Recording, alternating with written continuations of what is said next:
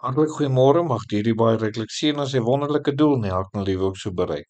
Nou liewe vriende, hierdie is nie die dae meer algemeen bekend, maar die mooi naam is eintlik die glans ibis en dis presies soos wat die naam is, gee dit die akkurate beskrywing van die glans voorkoms wat hy het. Eintlik 'n baie mooi kleur wat hy afgee dan ook. Sy gewig is omtrent 485 tot 580 gram, word so 48 tot 66 cm groot en sy vlerkspan is tussen 80 en 95 centimeter wat dit dan ook is.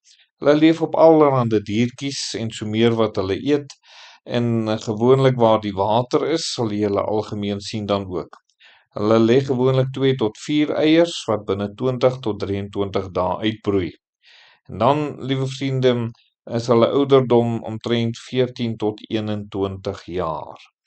So wil ons dan vanoggend ook so met u deel oor goeie mense, liewe vriende, wat allerhande redes aanbied waarom hulle nie nodig het om met die Here reg te maak nie, waarom hulle glo dat hulle alreeds op pad hemel toe is, dood eenvoudig net omdat hulle goeie mense is. En dis hier waar die woord van die Here nogal die verskonings wat mense aanbied, waarom hulle dan nie die Here Jesus wil vertrou vir hulle redding nie, juis kom aanspreek. Party mense sê ek leef goed genoeg. En nou sê die Bybel daar in Spreuke 14 vers 12, daar is 'n weg wat vir die mens reg lyk, maar die einde daarvan is weer van die dood.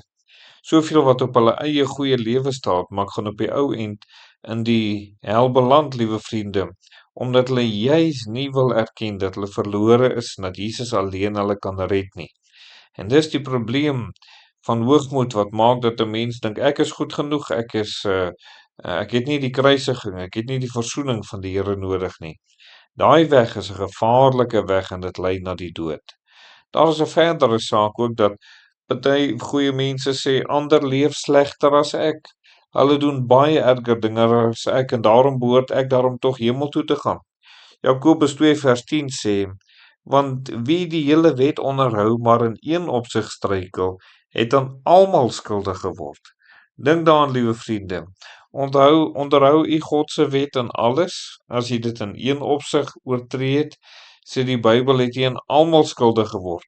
Juis om 'n mens daarop te wys dat ons verlore is in onsself en dat ons die Here Jesus nodig het om ons te red en dat ons hom moet kom vertrou om ons natuur te kom verander, om ons te kom verander van 'n kind van die duiwel na 'n kind van die Here toe, dat ons sekerheid kan hê dat ons hemel toe gaan. En liewe vriende, die Here Jesus kan dit vir u doen. Maar dan moet u sekerlik op 'n punt kom om te besef, Here, ek het u nodig. Net soos enige ander mens het ek u nodig.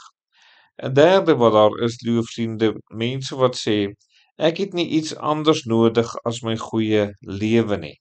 En dis juist hier waarop 'n mens dan op 'n verkeerde fondasie staan, want jy staan op jou goeie werke, jou mooi dinge, jou mooi lewe wat jy leef, en nie op dit wat Jesus kom doen nie.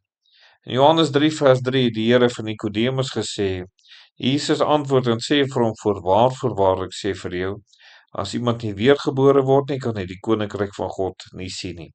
Jy sien, as jy nie uit God gebore word nie, sal jy nooit in die hemel kan kom nie. Dit is onmoontlik om in die hemel te kom. En daarom het jy sekerlik iets baie meer nodig, of iemand baie meer nodig, as u goeie lewe of u goeie werke, het Jesus nodig om u los te koop van Satans mag, om u sekerheid te gee dat jy hemel toe gaan. Liewe vriend, is jy op daardie plek, het jy al so met die Here deurgegaan? Wil jy nie vandag op daai plek kom en sê, Here, ek wil nie meer op myself staat maak nie, maar ek kom na die Here Jesus toe wat sy lewe vir my gegee het. Mag die Here u help, kom ons bid saam. Dierbare Here, ons bid vir mense wat vandag nog verlore is en nie besef dat hulle eie mooi lewe hulle nie kan red nie.